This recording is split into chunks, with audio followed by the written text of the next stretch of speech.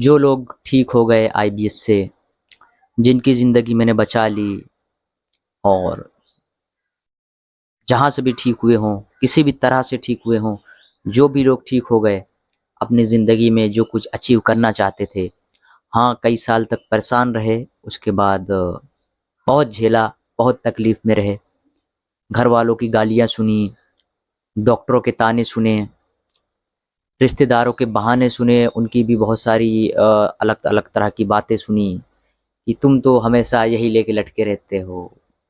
4 साल पहले जब वो घर आए थे, तो फिर पूछा था तबीयत तुम्हारी कैसी है? तो बताया था कि पेट की प्रॉब्लम है, बहुत परेशान हूँ। 3-4 महीने से तबीयत ठीक नहीं है। उसके बाद कुछ समय बीत जाता है, 2-4 साल बाद फिर रिश्तेदार जब घर आते हैं, तो फिर उनका वही सवाल होता है कि अब कैसे हो तुम? तुम्हारा वो ठीक हुआ कि नहीं? तो आपके द्वारा जवाब ये दिया जाता है कि नहीं, प्रॉब्लम तो है, अभी भी ठीक नहीं हुई, अभी ये चल रहा है, मैं बहुत परेशान रहता हूँ, ज़िंदगी में मैं ऐसा करना चाहता था, वैसा करना चाहता था, ये करना चाहता था, इधर जाना चाहता था, उधर जाना चाहता था, आईएएस की तैयारी करना चाहता था, पुलिस बनना चाहता था, फौजी की तैयारी कर रहा था, मैं आर्मी में जाना चाहता था, डॉक्टर बनना चाहता था, लेकिन इस आईवीएस ने हमारी ज़िंदगी पूरी ख़राब कर दी और बहुत हैरान हो चुके हैं इस बीमारी से।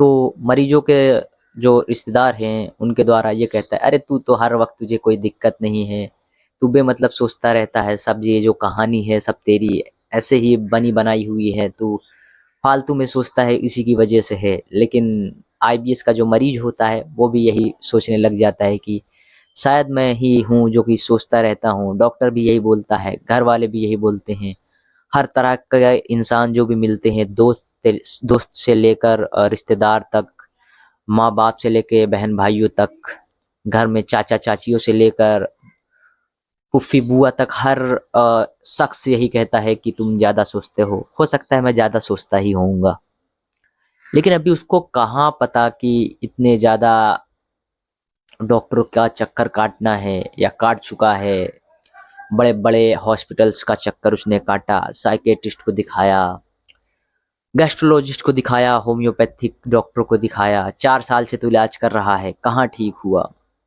बहुत लोग ऐसे भी मिले जो कि ये जानकारी दी कि शादी मेरी 6 साल पहले हुई थी और आईबीएस 4 साल से है, मतलब जब मेरी शादी के 2 साल बीत चुके थे, तब जाकर ये प्रॉब्लम शुरू हुई थी आईबीएस की। उसके बाद 2-4 जगह मैं अपने वाइफ़ के साथ गया या फिर मैं अपने हस्बैंड के साथ गई, तो डॉक्टर ने बताया कि ये आईबीएस की प्रॉब्लम है और ये ठीक नहीं होती है, इसको आपको लाइफ़स्टाइल के साथ मैनेज करके रखना पड़ेगा, बस ये वैसे ही चलेगा। तो इस तरह की बहुत सारी कहानियाँ सुनने को मिली। उसके बाद धीरे-धीरे जब आईबीएस और क्रोनिक होता जाता है, तो उनको या तो कॉन्स्टिपेशन क्रोनिक हो जाता है, या तो मोशन लूज़ आने लग जाता है 8-8, 10-10 बार, 4-4, 5-5 बार, 10 बार, 12 बार। बहुत सारे अलग-अलग तरह के मरीज़ हैं जो कि शिकायत करते रहते हैं और इस समस्या से काफ़ी ज़्यादा परेशान तो रहते ही हैं। तो बहुत अलग-अलग तरह की कहानी बनाई गई, बनी, लोगों ने दिखाया, दौड़ा-धूपा। मैंने बहुत सारी वीडियोज़ में बताया भी कि आईबीएस की ये जो स्टोरी है आपकी, आईबीएस जो एक बीमारी डिजीज़ है, इसका मेडिसिन से और मेडिकल साइंस से दूर-दूर तक कोई लेना-देना नहीं है। उनके द्वारा ये बताया जाता है कि ये साइकियाट्रिस्ट इश्यू है, और आईबीएस का मरीज़ भी ये चीज़ अपने अंदर सोचने लग जाता है कि यार मैं कहीं से ठीक तो नहीं हो रहा। तो इसका मतलब यही है कि कुछ साइकियाट्रिस्ट इश्यूज़, कुछ साइकोलॉजी इश्यूज़ मेरे ज़हन में है, मेरे मन में है, जिसकी वजह से ये आईबीएस जैसी बीमारी चल रही है। और डॉक्टर बोलता है कि ब्रेन का कनेक्शन आपके गट से होता है। काफ़ी हद तक ये बात सामने बहुत सारी रिसर्च में सामने आई है और है भी। लेकिन ये तब तक सच है जब तक आपको डिप्रेशन है, और आईबीएस के हर मरीज को डिप्रेशन है। तो इसका मतलब ये नहीं है कि हर इंसान का जो गट का इशू हो रहा है वो माइंड से ही है। ये एक ऐसी प्रॉब्लम है जो कि साइंस के अकॉर्डिंग काफ़ी दूर-दूर तक इसका कोई ताल्लुकात है ही नहीं। आपको गैस्ट्रोलॉजिस्ट भेज देता है साइकियाट्रिस्ट के पास, आप जाते हो, वहाँ से भी साल-साल 2-2 साल तक मेडिसिन उनकी कंटिन्यू खाते रह जाते हो, तो उससे आप क्यों ठीक नहीं होते? इस सवाल का जवाब हमें नहीं देना, क्योंकि हम 5 साल से इलाज कर रहे हैं और बहुत सारे मरीजों का इलाज किया, ठीक भी हुए, और बहुत सारे नहीं भी हुए। जो मरीज नहीं हुए उनका मेन रीज़न यही रहा कि वो पॉजिटिव नहीं थे, वो 2 दिन में ठीक होना चाहते थे और आईबीएस 2 दिन में ठीक नहीं होता। तो उनका बस यही एक मतलब जो नेगेटिव पैटर्न बना के रखा था, जिस वजह से वो आज तक ठीक नहीं हो पाए और ना वो कभी हो पाएंगे। क्योंकि जो इंसान जब तक धैर्य नहीं रखता और हर चीज को कम से कम टाइम देकर ट्राई नहीं करता, मैं मानता हूँ कि मेडिसिन से ठीक नहीं होता, कहीं से भी लोग इसका इलाज जल्दी नहीं ढूंढ पाते, लेकिन जब तक आप हर इंसान को अच्छी तरह से ट्राई नहीं करोगे तब तक आपको उसका रिजल्ट नहीं मिल सकेगा। 2 दिन में तो कोई बीमारी ठीक नहीं होती। आप दौड़ते भागते से पड़े रह जाओगे और बस गुजरती रहेगी। एक उम्मीद लगा के बैठे रहोगे कि मेरी गर्लफ्रेंड है और शादी का वादा किया था, शादी होनी है, अभी इस तरह की बीमारी से मैं कैसे करूं सर, मेरी शादी लग गई है और कुछ टाइम में मेरी शादी होने वाली है, अभी कैसे होगा। तो लोग बीमार हैं, लोग परेशान हैं। बहुत सारी वीडियोस में मोटिवेशन दिया कि आप लोग प्लीज़ नेगेटिविटी ख़त्म कर दो, और आईबीएस वाले ख़ासकर वो धूप में खूब बैठें, विटामिन बी 12 का टेस्ट करा के देखें, अगर बी 12 कम है तो उसके लिए उनको इंजेक्शन लेने की ज़रूरत है, इंजेक्शन ले, उसका कंप्लीट कोर्स करें। उसके बाद खुद उनके मेंटल हेल्थ में सुधार आ जाता है, डिप्रेशन, एंग्जाइटी छूमंतर गायब हो जाती है, जिसकी वजह से वो साइकियाट्रिस्ट की मेडिसिन लेते हैं। केवल ये काम वो कर लें तो उनका ये चीज़ में काफ़ी उनको राहत मिल जाए, काफ़ी आराम मिल जाए, लेकिन ये चीज़ वो लोग नहीं करते हैं, जिसकी वजह से साइकियाट्रिस्ट की दवा सालों साल वो खाते रहते हैं। तो इस तरह के बहुत सारे मिस्टेक्स करते रहते हैं। तो अक्सर लोगों के द्वारा ये भी सवाल पूछा जाता है कि उनको दिनचर्या कैसी रखनी चाहिए। तो इसके ऊपर थोड़ा ध्यान से आपको सोचने समझने की ज़रूरत है कि आईबीएस के मरीज को हमेशा पॉजिटिव माइंड रहना चाहिए। जो हम ट्रीटमेंट देते हैं उसके साथ-साथ अगर आप माइंड पॉजिटिव बनाकर रखते हो और लॉन्ग टर्म के लिए हमारा ट्रीटमेंट ले लेते हो, लगभग 2 महीने से लेके 6 महीने तक, प्रॉब्लम पे डिपेंड करता है। हर इंसान का सवाल यही रहता है कि कितने टाइम में ठीक हो जाएगा। तो इसका जवाब मैं यही देता हूँ कि मैक्सिमम 6 महीने में कितना भी पुराना आईबीएस हो ठीक हो ही जाता है। लेकिन और पहले जो ठीक होने का चांस है वो यही है कि उस पे ध्यान देने की ज़रूरत ये है कि अगर 2 साल पुराना है, 3 साल पुराना है, 4 साल पुराना है, तो वो 2 महीने, 3 महीने, 4 महीने में ठीक हो सकता है। तो प्रॉब्लम के अकॉर्डिंग ही किसकी प्रॉब्लम कितनी ज़्यादा क्रॉनिक है उस पे डिपेंड करता है। तो सबसे पहले अब इस पे आप सोचिए कि आपका दिनचर्या कैसे रखना है। ट्रीटमेंट तो जो ले रहे हो आप उसको बाजू में रखो, उसको जो चीज़ मैंने बताया फॉलो अप करो आप सुबह-शाम, और दिनचर्या कैसे रखो। तो इस पे सुबह से लेके 24 घंटे तक का जो भी रूटीन होना चाहिए वो मैं इसको क्लियर करता हूँ।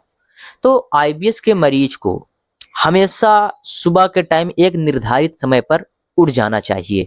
अगर वो सुबह 6 बजे उठना चाहता है तो 6 बजे डेली उठे, अगर 6:30 या 7 बजे उठना चाहता है तो डेली 7 बजे उठे।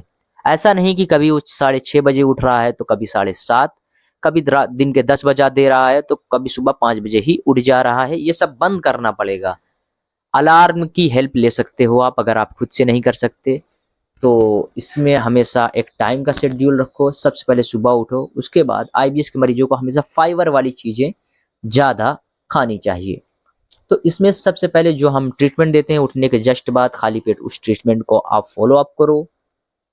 जो भी स्ट्रेचिंग देते हैं, जो भी थेरेपीज़ देते हैं आपको फॉलो अप करने के लिए, उस पे ध्यान दो। उसके बाद फिर जब आपका ब्रेकफ़ास्ट का टाइम आए तो उस टाइम आपको इसमें दलिया आप खा सकते हो। गेहूँ की बनी दलिया आप ले सकते हो, मार्केट में काफ़ी अच्छा मौजूद है। ये आपके लिए काफ़ी बढ़िया सोर्स हो सकता है फाइबर को इंटेक्ट करने का। या तो आप सुबह के टाइम फ्रूट का सलाद बना सकते हो, जिसमें आप या तो खीरा वगैरह भी ले सकते हो, खीरा ले लो, ककड़ी ले लो, उसके बाद सेब ले लो, अनार ले लो, अनार का सारा अंदर का दाना निकाल लो, प्लेट में रखो, उसको चबा के बढ़िया से एकदम खाओ आप। अगर लूज मोशन की दिक्कत है, अगर आईबीएसडी की प्रॉब्लम है तो उसमें आप केला भी ऐड कर सकते हो। तो सुबह आप फ्रूट्स का सलाद बना के खाओ, उसके बाद फिर आप अपना लाइफ पंक्चुअल रखो। ऐसा नहीं कि आप घर पे फिर जाके इतना काम कर लिया फिर लेट गए, ऐसा नहीं करना। अगर आप पढ़ाई करते हो तो आप कोचिंग जाओ, या फिर कॉलेज जाते हो कॉलेज जाओ, या तो अगर आप बिजनेसमैन हो तो आप अपने काम पर जाओ, ऑफिस में जाते हो तो ऑफिस जाओ। मतलब आप खाली मत बैठो, घर पर मत बैठो, नहीं तो दिन भर आप बेड पर लेटे रहोगे, फियर क्रिएट करोगे, एंग्जाइटी क्रिएट करोगे, डिप्रेशन क्रिएट करोगे और उसके बाद दिन भर वही गूगलिंग में घुसे रहोगे, जिससे आपका आईबीएस बढ़ता ही जाएगा। तो ये चीज़ सबसे पहले रुको। आप बिजी हो, अपने काम धाम में निकल पड़ो, अपने काम धाम को करने के लिए। ये हो गया 10 बजे तक का पूरा काम। अब लंच की बारी आती है 12:30 या 1 बजे या फिर 2 बजे के आसपास। तो इसमें हमेशा आप साग सब्जी का ही इस्तेमाल करो।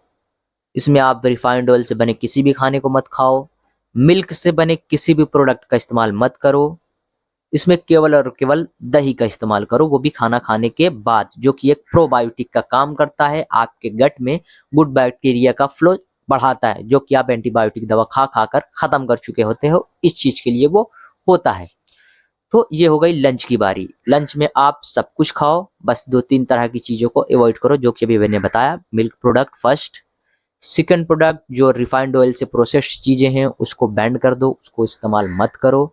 और जो थर्ड चीजें हैं मैदा, सूजी, बेसन से बनी किसी भी चीज का इस्तेमाल मत करो। एक तरह के बाहरी चीज का इस्तेमाल मत करो, जैसे चाट फुल्की हो गया, मोमोज हो गए, चाउमीन हो गया, राइस फ्राइज वगैरह हो गए। तो इस तरह के बहुत सारी चीजें मिलती है मार्केट में, इसको अवॉइड करो, बहुत हद तक अवॉइड कर लो, कर सकते हो तो बहुत आपको रिलीफ मिलेगा, प्रॉब्लम नहीं बढ़ेगी आपकी। और बाहर की सारी प्रोडक्ट में आपको मैदा, सूजी, बेसन और रिफाइंड ऑयल से बने, और वो भी रिफाइंड ऑयल ऐसा जो कि बिल्कुल थर्ड क्लास का, जो बिल्कुल आपको 70-80 रुपए में 1 लीटर वाला मिल जाता है। इतना लो कॉस्ट वाला प्रोडक्ट वो लोग यूज करते हैं, ऑयल यूज करते हैं। तो बाहरी चीज को खाने से बचो, क्योंकि ऑलरेडी आपकी गट हेल्थ की इतनी बुरी हालात है। उसके बाद फिर आप अपने काम पे फिर लग जाओ। लंच करने के बाद फिर आती है सपर का टाइम, मतलब 4 बजे के आसपास आप फिर कुछ ना कुछ खाओ, जिसमें आप फिर फ्रूट्स वगैरह ले सकते हो। और बहुत अच्छी अच्छी चीज़ें आती हैं इसमें। पोहा का इस्तेमाल आप कर सकते हो, वो भी काफ़ी बढ़िया फ़ायदा करता है। या फिर दलिया अगर लेकर गए हो तो दलिया का भी इस्तेमाल फिर से कर सकते हो।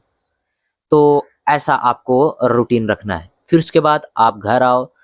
घर आने के बाद फिर थोड़ा रेस्ट करो। रेस्ट करने के बाद फिर अपने दोस्तों और फैमिली मेंबर के साथ घुल मिल कर रहो। अकेले आपको नहीं रहना है। अगर आप अकेले बैठोगे तो स्ट्रेस क्रिएट करोगे, एंग्जाइटी क्रिएट करोगे, और आप अपने प्रॉब्लम को बढ़ाने के लिए दावत दोगे अपने प्रॉब्लम को ही।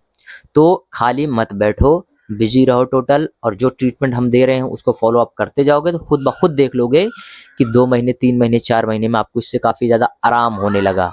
आप लगभग ठीक हो गए। आपकी समस्या का जो समाधान है वो सब ठीक होने लगा, सब कुछ बेहतर आप होते चले जाओगे।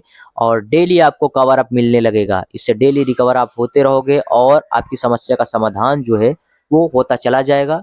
और एक टाइम बाद देखोगे कि आपकी समस्या पूरी की पूरी ठीक हो चुकी है, आप बिल्कुल परफेक्ट हो चुके हो। तो ये सारी चीज़ें हैं, इन सारी चीज़ों को थोड़ा फॉलो अप करो। रात में आप फिर आओ तो खाना जो आपका, अगर 7 बजे खाते हो डेली 7 बजे खाओ, 8 बजे खाना चाहते हो तो डेली 8 बजे खाओ। लेकिन इन चीज़ों को अच्छे से अपने अंदर इंस्टॉल कर लो और चीज़ों को फॉलो करते जाओगे तो देखोगे कि दिन पर दिन आपके अंदर बदलाव आती जाएगी और आप ठीक होने लगोगे। रात के टाइम भी आप दाल चावल सब्जी रोटी हल्का खाना खाओ। जो 3 तरह की चीज़ों को मैंने मना किया उसको छोड़कर कुछ भी खाओगे कोई भी प्रॉब्लम नहीं होगी। तो सारी चीज़ें खाओ। मीठा भी इसमें थोड़ा अवॉइड करना होता है, तो आप मीठे चीज़ को भी बंद कर दो, उसका इस्तेमाल भी मत करो। तो ये भी आपको इस पे थोड़ा ध्यान देने की ज़रूरत है। उसके बाद आप रात में सही समय पे सो जाओ। मोबाइल को लगभग 9:30 से 10 बजे के बीच अपने शरीर से दूर कर दो और लाइट बुझा दो। जब अंधेला रूम हो जाएगा तो नींद भी आपको अच्छे से आएगी और धीरे-धीरे जाकर आप सो जाओगे। और फिर एक अलार्म लगा कर रखो और सुबह के टाइम फिर उठो और यही सेम सुबह के टाइम थोड़ा मेडिटेशन भी करो ताकि आपका माइंड भी रिलैक्स रहे। तो इस तरह का अगर आप रूटीन रखते हो तो आपकी ये जो समस्या है सारी ठीक हो जाएगी। ओवरऑल इसमें मेरा कहने का तात्पर्य ये है, मतलब ये है कि आप अपनी लाइफ को पंक्चुअल बनाओ। आप अपने डेली रूटीन को पंक्चुअल बनाओ कि सही समय पे उठना, सही समय पे सोना, हर चीज़ का एक निर्धारित समय करो। खाने का एक अलग टाइम, घूमने का एक अलग टाइम, दोस्तों के साथ गप्पे मारने का, उनके साथ मिलने-जुलने और घूमने-टहलने का अलग टाइम, हर चीज़ का एक अलग टाइम बनाओ और उसके अकॉर्डिंग चलो। और प्लस ट्रीटमेंट लेते जाओगे तो देखोगे 3 से 4 महीने में आप पूरा का पूरा ठीक हो जाओगे। यहाँ पर एक धंधा लोगों ने खोल के रखा है, तो उस धंधे से भी बचो और अपने बड़े अमाउंट को खराब होने से बचो। डॉक्टर के पास चक्कर लगाने से बचो। बहुत सारे थेरेपिस्ट एक्सपर्ट बने हैं जो कि डेली 1000 रुपए चार्जेस में आपको बुलाते हैं और आपका इलाज करते हैं अपने यहाँ बुलाकर, और उसके बाद उससे भी आपका कोई रिजल्ट नहीं मिलता। तो उन सारे लोगों से बचो, आप ठीक हो जाओगे केवल और केवल मंथली 300 रुपए बेसिस चार्जेस पे, मंथली बेसिस के चार्जेस पे आप ठीक हो जाओगे। आपको डेली बेसिस पे कोई पैसे खर्च नहीं करने, केवल 300 रुपए खर्च करना है 1 महीने में, और 3-4 महीने में आप ठीक हो जाओगे। तो उससे आप खुद काउंट कर सकते हो कितने छोटे रकम में आपका इलाज हो सकता है और आपको सही जानकारी मिल सकती है। जो लोगों ने धंधा खोल कर रखा है उनके ऊपर आप ये चीज करके तमाचा मार सकते हो, साथ ही साथ आप अपने पैसे को बचा सकते हो, अपनी जिंदगी को बचा सकते हो, और आप परमानेंटली नेचुरली इस समस्या से दूर हो सकते हो। और इसमें एंटीबायोटिक दवाइयां खाने से बचो। बस यही सारी चीजें समझानी थी। उम्मीद करता हूँ कि ये सारी चीजें समझ में आ गई होगी। समझ में आई तो जरूरतमंद तक इसको पहुंचाओ, क्योंकि लोग पहुंचाते नहीं हैं। आप देख रहे हो तो देखो, पूरा लास्ट तक वीडियो अच्छे से देखो, तब जाके पूरी चीजें समझ में आएगी। प्लस इसमें बहुत ज्यादा मोटिवेशन मैंने दिया कि ठीक हो जाती है सारी समस्या, इसमें हैरान होने की कोई बात नहीं है। जड़ से ये समस्या खत्म हो जाएगी, आपकी भी हो जाएगी। आपकी जो लाइफ अचीवमेंट थी, जो आप अचीव नहीं कर पाते, जो बनने वाले थे, चलो ठीक है मानता हूँ 2 साल खराब हो गए, 4 साल खराब हो गए, 6 साल खराब हो गए, थोड़ा थोड़ा डिले हुआ, लेकिन अब जब आप ठीक हो जाओगे या फिर ठीक हो गए हो, तो अब आप अपने लक्ष्य की ओर ध्यान दो, खाली मत बैठो और अपनी जिंदगी को इस तरीके से नाजायज खराब मत करो। अपने माँ बाप की फिक्र करो, अपने बच्चों की फिक्र करो, अपने बहन भाइयों की फिक्र करो, और अपने वाइफ की फिक्र करो, या फिर अपने हस्बैंड की फिक्र करो, और अपने खुद पर्सनल लाइफ की अपने आप में एक वैल्यू दो। क्योंकि यहाँ पर सुसाइड जो तरह के अटेम्प्ट करने वाले लोग हैं, उन लोगों के लिए ये एक वीडियो तमाचा है और उनको समझना चाहिए। जो लोग पॉजिटिव रहे वो ठीक हो गए, और जो लोग निगेटिव रहे वो आज तक ठीक नहीं हो पाए। उम्मीद करता हूँ पूरी वीडियो समझ में आई होगी। तो जरूरतमंद तक इस वीडियो को पहुंचा दीजिएगा, चैनल को सब्सक्राइब कर लीजिएगा, वीडियो को लाइक कर दीजिएगा।